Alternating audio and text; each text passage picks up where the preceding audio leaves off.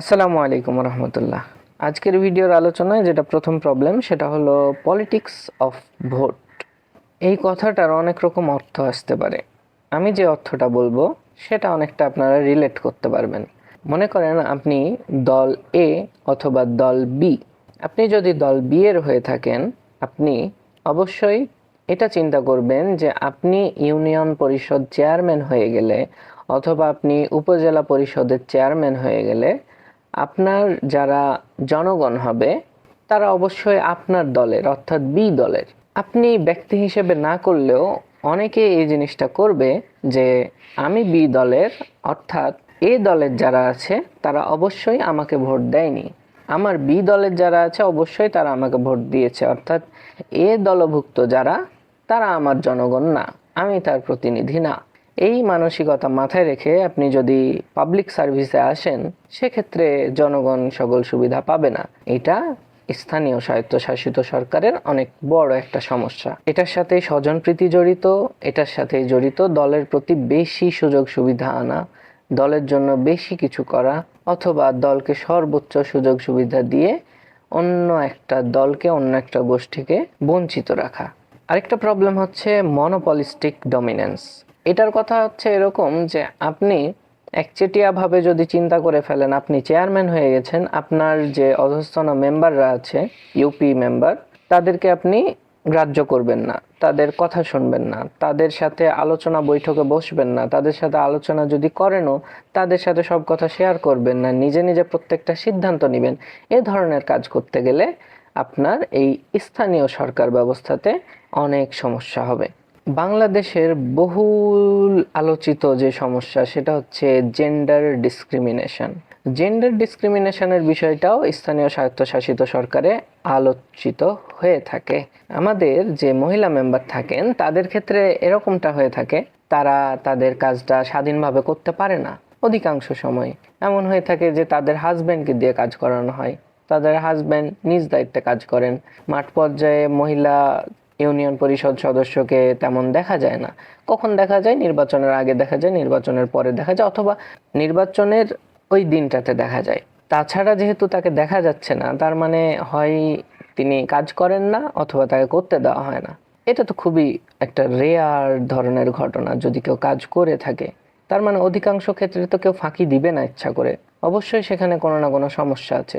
সমস্যা এটাই যে আমাদের পিতৃতান্ত্রিক সমাজ ব্যবস্থায় নারীদেরকে যতই যাই বলেন ছোট করে দেখা হয়, অনেক ক্ষেত্রে ছোট করে দেখা হয়। যেখানে একজন ইউপি চেয়ারম্যান তার ইউপি মেম্বারদেরকে কমিটিতে নিয়ে একটা মিটিং করলে, একটা সিদ্ধান্ত নিলে পুরুষদেরকে গ্রাহ্য করে না, সেক্ষেত্রে একজন নারী সদস্যকে তিনি গ্রাহ্য করবেন বলে আমি মনে করি না। এরপরের সমস্যা হচ্ছে lack of logistic support. Lack of logistic support বলতে বোঝানো হচ্ছে যে আপনার যেসব সরঞ্জামাদি প্রয়োজন একটা কার্যালয় চালানোর জন্য সেই সব জিনিসপত্র থাকে না, যদি থাকেও ভঙ্গুর অবস্থায় থাকে। এই মনে করেন ওয়াইফাই আছে, ওয়াইফাইয়ের স্পিড 2.5 মেগাবাইট অথবা 5 MBPS। আপনার কম্পিউটার অপারেটর আছে 2 জন, আপনি কাজ করেন ইন্টারনেট ছাড়া, টাইপিংয়ের কাজ যদি করেন সেক্ষেত্রে তো আপনার স্পিডের প্রয়োজন হচ্ছে না। কিন্তু আপনার এলাকায় কি হচ্ছে না হচ্ছে সেগুলো আপনি ভিডিও বানিয়ে যদি সেক্ষেত্রে ডকুমেন্টারি করে আপলোড করেন তখন তো ইন্টারনেট স্পিডের প্রয়োজন। আপনি সাধারণ ব্রাউজিংয়ের কথা চিন্তা করেন, দুইটা পিসি যদি পাশাপাশি কাজ করে সেক্ষেত্রে আপনার ইন্টারনেট স্পিড অবশ্যই 5 MBর বেশি থাকা উচিত।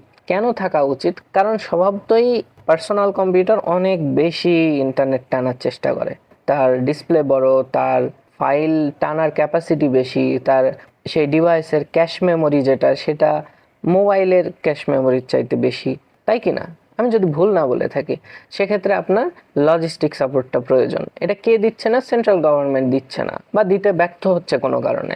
এটা একটা স্থানীয় স্বায়ত্তশাসিত সরকারের সমস্যাগুলোর একটা। এটার সাথে আমি এই কথাটাও লাগাতে পারি যে আপনার কম্পিউটারে যেই প্রসেসর ইউজ করা হয়েছে সেটা খুব একটা পাওয়ারফুল না, যার কারণে আমাদের পিসি অন করতে অনেক সময় লেগে যায়, বা কোনো কারণে কারেন্ট চলে গেছে কম্পিউটারটা আবার অন হতে 3 থেকে 4 মিনিট সময় লাগে। এই ধরনের সমস্যা অ্যাভয়েড করার জন্য যে লজিস্টিক সাপোর্টটা প্রয়োজন কার কাছ থেকে? সরকারের কাছ থেকে। সেই সাপোর্টটা যদি পেত তাহলে এলএসডিতে অর্থাৎ লোকাল সেলফ গভর্নমেন্টে এই প্রবলেমটা হতো না।